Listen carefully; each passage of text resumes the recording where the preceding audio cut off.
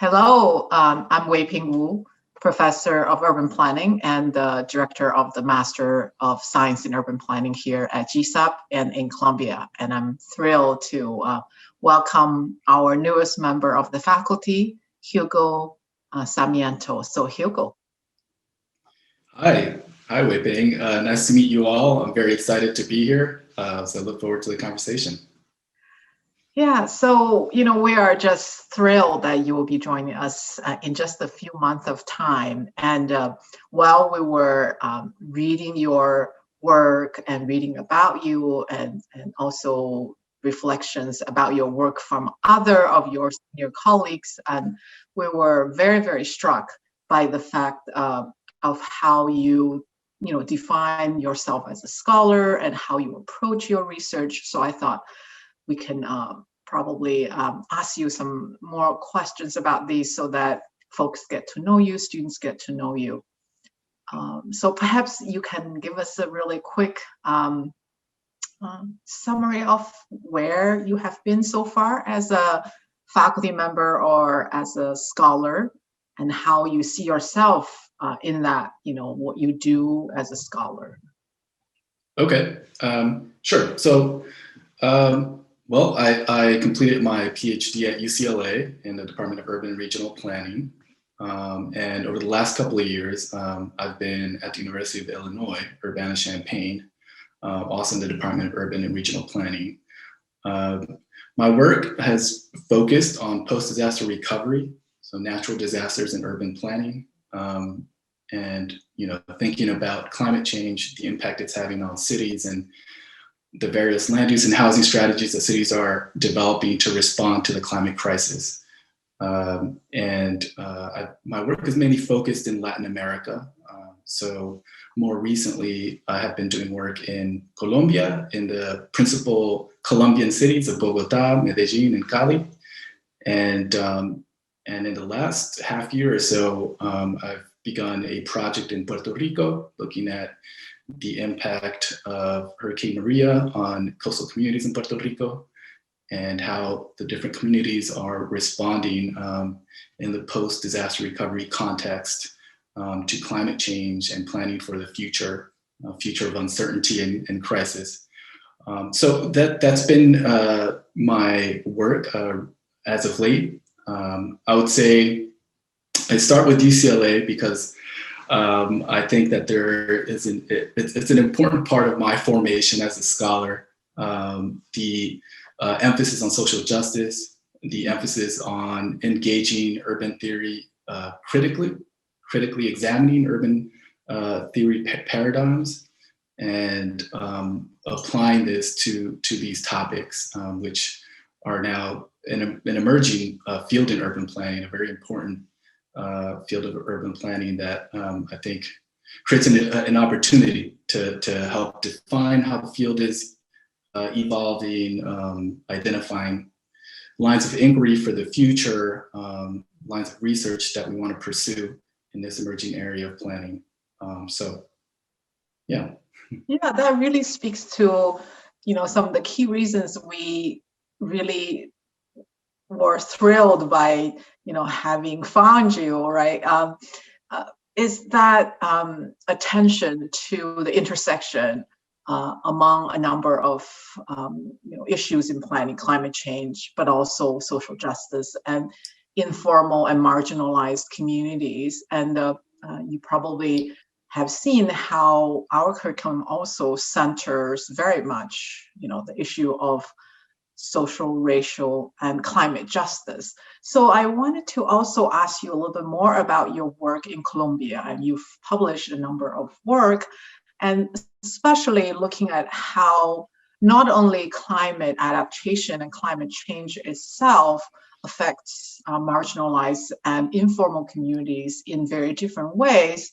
Planning and policy targets also affect them in a very different kind of manner. And then you really looked at how well-intentioned sometimes, or even perhaps well-designed policy programs really have a very mixed reception by communities and members of these communities in terms of relocation for climate change, relocation for adaptation. So really would like to hear a little bit about how you dig deep and delve into these very complex realities and messy realities on the ground, right? And then get closer to the kind of day-to-day lives and realities of these communities. So how you see yourself engaged with communities and how you think you could also teach our students to be more really sort of involved, not just as arm's length researcher with people and communities of these kinds. Yeah. Yeah. So, well, just to begin with, Latin America. Latin America is a fascinating place. First, it's vast and it's diverse and dynamic, and it's one of the most, if not the most, urbanized regions in the world. And so there are these rapid processes of urbanization taking place across Latin America that, in some ways, creates a really interesting cases to explore and examine and sort of try to study urban planning and practice. But there are several sort of defining features, I would say, of Latin American cities. And one of the principal ones is the predominance of informal development.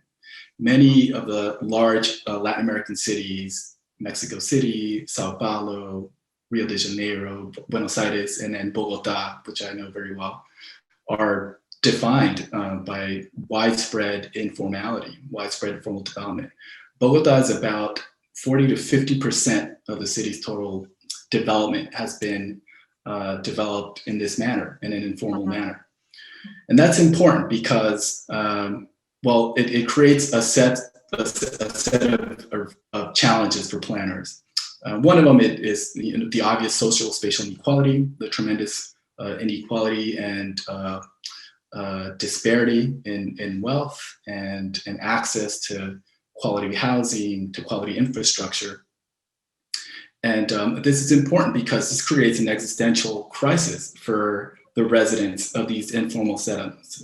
We have a changing climate, and all the problems that they have dealt with for decades, landslides, heavy rains that cause flooding, all these natural hazards that they've dealt with for a long time are now being exacerbated by climate change. And it really is posing this sort of existential threat to these communities.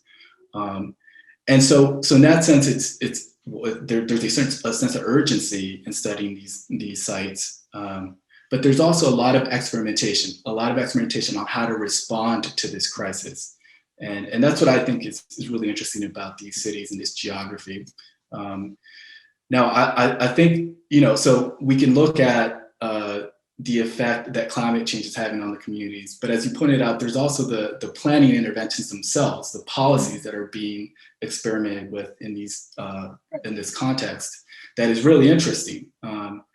And to date, there's still a lot of the major policies in disaster risk reduction, in climate change adaptation more recently, are circulated and mobilized by these large international entities like the World Development Bank, the World Bank, the Inter-American Development Bank, or even the United Nations, the UNDP, the United Nations Development Program. These large international agencies that help cities create policy frameworks to develop land use and housing strategies to respond to the climate crisis. And what I find interesting here is that, often these policy models are created in places like Washington, D.C., in New York City. New York City is very influential. These sort of large global capitals that kind of help define these policy models. But they're mobilized and circulated universally across very different geographies. And that dynamic itself generates a whole set of contradictions, a whole set of conflicts that I think, we as urban scholars can really learn from. And So this is what I've kind of paid attention to in places like Bogota, places like Medellin, where there is this kind of experimentation happening in terms of, what kind of strategies can we adopt to respond to flooding that potentially displaces vulnerable communities in the informal settlements of the city. So far, based on my research, there's mixed results. Sometimes we have very innovative and interesting ideas that are successful, but more often than not, new challenges are generated that were unexpected, and that we now have to deal with as planners. And so it's that kind of dynamic, it's that sort of intersection between these kind of global policy models and these very localized, sort of unique forms of development that I find interesting. And it's at that intersection that my research and research agenda that I'm trying to develop, that's where it lies, that it's at that intersection. So I think that answers part of the question. Yeah, that's really another area of excitement we feel about you joining our program is that Latin America, large and diverse. I can still remember the first time I went to Sao Paulo in Brazil, the massive favelas, and really also influenced my own research in East Asia. And so we really encourage our students to not only understand the global forces, but really to understand deeply local conditions, right? So with that excitement, I also wanted to express how much, looking forward our students are to your joining us. So maybe you can also talk a little bit about your ideas and interests in what you want to teach and how you want to connect with students when you join us. Yeah. So first of all, it's very exciting to think about Columbia and all the opportunities that Columbia presents. I mean, obviously, it's one of the leading global universities, and in this case, in this particular subfield of planning, I think that there's this real potential and opportunity here. Starting with it being Columbia and all the resources and the vast I would say the student resources that are available and that we can work with at Columbia, starting with that, but also just thinking about the location. I mean, New York City, when we're talking about post-disaster recovery planning, we're talking about climate change adaptation, these sort of emerging areas that I'm interested in. New York City is a important site of experimentation as well. I'm thinking about all the work that's happened post Superstorm Sandy, all the experimentations in urban design and land use planning along the coast, the eastern seaboard of the United States, starting with New York. It's fascinating. It's a fascinating environment, and there's just tremendous potential there.